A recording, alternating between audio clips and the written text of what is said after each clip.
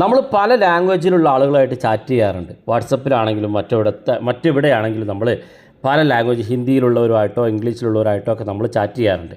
അപ്പോൾ ചാറ്റ് ചെയ്യുമ്പോൾ വളരെ യൂസ്ഫുള്ളായിട്ട് നിങ്ങൾക്കൊക്കെ വളരെ ഉപകാരപ്പെടുന്ന ഒരു ഫീച്ചറാണ് നമ്മൾ ഇന്നത്തെ വീഡിയോ പരിശോധിക്കുന്നത്. തീർച്ചയായിട്ടും ഇതൊന്ന് കണ്ടുവെക്കുക.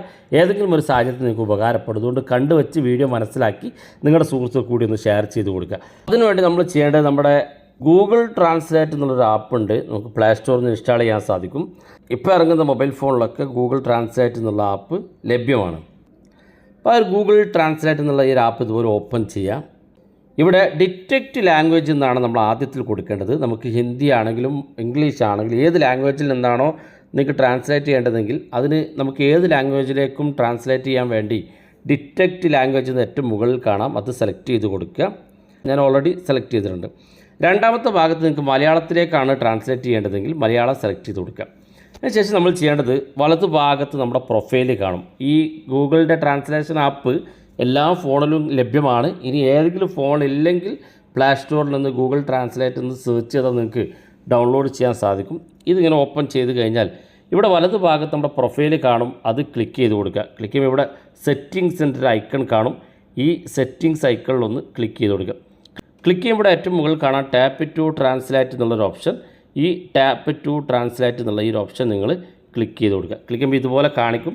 ഇവിടെ താഴെ കാണുന്ന ഭാഗത്ത് യൂസ് ടാപ്പ് ടു ട്രാൻസ്ലേറ്റ് എന്നുള്ള ഈ ഭാഗം ഒന്ന് എനേബിൾ ചെയ്ത് കൊടുക്കുക. യൂസ് ടാപ്പ് ടു ട്രാൻസ്ലേറ്റ് എന്നുള്ള ഈ ഭാഗം നിങ്ങൾ ഇതുപോലെ എനേബിൾ ചെയ്ത് കൊടുക്കുക.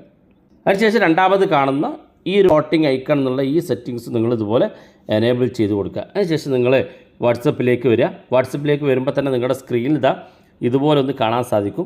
എവിടെയെങ്കിലും ഒന്ന് വെക്കുക. നിങ്ങൾക്ക് ഈ സ്ക്രീനിൽ എവിടെയെങ്കിലും ഒന്ന് വെക്കുക. അപ്പോൾ ഞാൻ കാണിച്ചു തരുന്നതിന് വേണ്ടി ഇവിടെ ഇംഗ്ലീഷിലൊരു മെസ്സേജും ഹിന്ദിയുടെ ഒരു മെസ്സേജും കൊണ്ടുവന്നിട്ടുണ്ട്. ഞാനിവിടെ ആദ്യം ഇംഗ്ലീഷിലെ മെസ്സേജ് ഒന്ന് ഇതുപോലെ ലോങ് പ്രസ് ചെയ്ത് ഏറ്റവും മുകളിലുള്ള 3 ഡോട്ട് ക്ലിക്ക് ചെയ്ത് മെസ്സേജ് ഒന്ന് കോപ്പി ചെയ്യാണ്. ജസ്റ്റ് കോപ്പി ചെയ്തതിന് ശേഷം ഞാൻ ഈ നമ്മുടെ ഈ സ്ക്രീനിൽ കാണുന്ന ഈ ബബിളിലൊന്ന് ടാപ്പ് ചെയ്ത് കൊടുത്താൽ ആ ഇംഗ്ലീഷിലേക്കുള്ള മെസ്സേജ് നമുക്ക് മലയാളത്തിലേക്ക് ട്രാൻസ്ലേറ്റ് ചെയ്ത് തന്നിട്ടുണ്ട്. ബാക്ക് ബട്ടൺ ക്ലിക്ക് ചെയ്താൽ അതങ്ങ് പോവുകയും ചെയ്യും.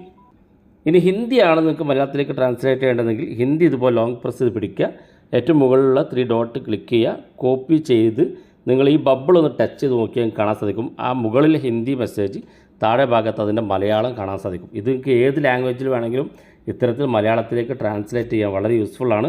ചാറ്റ് ചെയ്യുന്ന ആളുകൾക്കൊക്കെ വാട്സപ്പിൽ ഇരുന്നുകൊണ്ട് തന്നെ അവർ അയക്കുന്ന മെസ്സേജ് ഇതുപോലെ കോപ്പി ചെയ്ത് നിങ്ങൾക്ക് ട്രാൻസ്ലേറ്റ് ചെയ്യാനും അവിടെ വെച്ച് തന്നെ റീപ്ലൈ കൊടുക്കാനും നിങ്ങൾക്ക് സാധിക്കും. വളരെ യൂസ്ഫുള്ളാണ്. നിങ്ങൾ ഉപയോഗിച്ച് നോക്കുക. അഭിപ്രായങ്ങൾ വീഡിയോയ്ക്ക് താഴെ കമൻറ്റായി രേഖപ്പെടുത്തുക. ഇതുപോലുള്ള വ്യത്യസ്തമായ അറിവുകളുമായി നമുക്ക് അടുത്ത വീഡിയോയിൽ കാണാം.